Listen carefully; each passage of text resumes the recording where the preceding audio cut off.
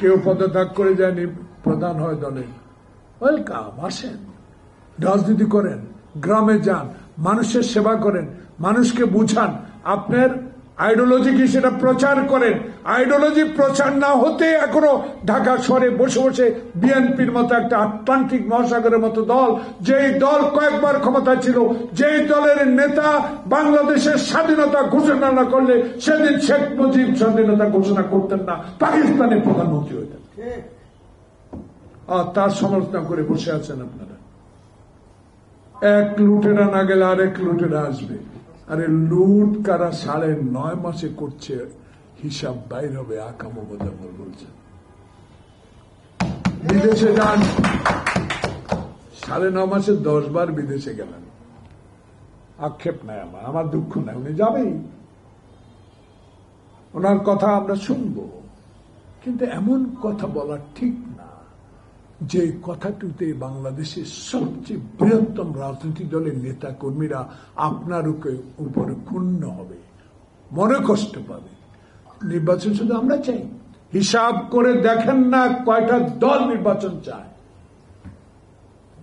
নির্বাচন চাই বিধাকে আমরা ক্ষমতায় যাব, সরকার গঠন করবো, এটা তো আমরা বলি না। আমরা বলি মরা মৃত ব্যক্তির ভোট নয়, দিনের ভোট দিনে, গুন্ডার ভোট না। আমরা এমন ভোট চাই যে ভোটে রাজনৈতিক অধিকার, গণতন্ত্র প্রতিষ্ঠার, ভোটাধিকার প্রতিষ্ঠার আন্দোলনে যেই সকল দল অংশগ্রহণ করেছে সেই সকল দলেই একটি সুষ্ঠু নির্বাচনে সরকারে যাবে, সরকার গঠন করবে, তখনই সিদ্ধান্ত নেবে দেশে করিডোর দিব কি, বন্দর দিব কি, সচিবালয় অধ্যাদেশ জারি করব কি, সেগুলো তাদের বিষয়। আপনাকে নিয়মিত কাজ করার জন্য আমরা ক্ষমতায় বসিয়েছি সকলে মিলে। আমরা আপনার কাছে তো অনেক আশা, সে আশা চূর্ণ বিচূর্ণ করে দিচ্ছে কারা, তাদেরকে খুঁজে বের করতে হবে। তাই বিএনপি বলে এখনো যারা সরকারে বসে আরেকটি রাজনৈতিক দলকে সহায়তা করে তাদেরকে উপদেষ্টা পরিষদ থেকে পদত্যাগ করতে হবে।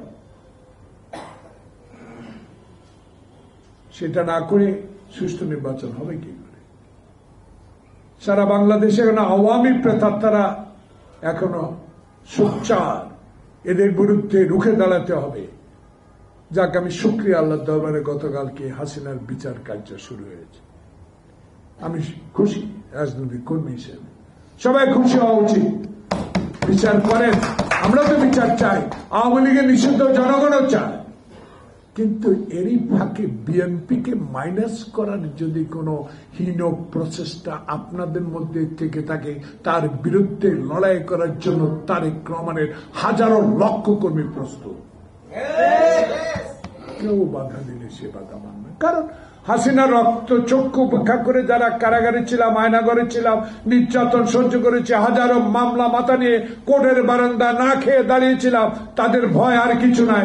তাদের আশা বাংলাদেশে একটি নিরপেক্ষ নির্বাচনের মধ্যে দিয়ে এমন একটি রাজনৈতিক দল ক্ষমতা আসুক যারা জনগণের সেবা করবে, গণতন্ত্রকে মাথার উপর রাখবে, সংবিধান রক্ষা করবে, সংসদকে সার্বভৌমত্ব করে দিবে এবং বিচার বিভাগের স্বাধীনতা ফেরত দিবে।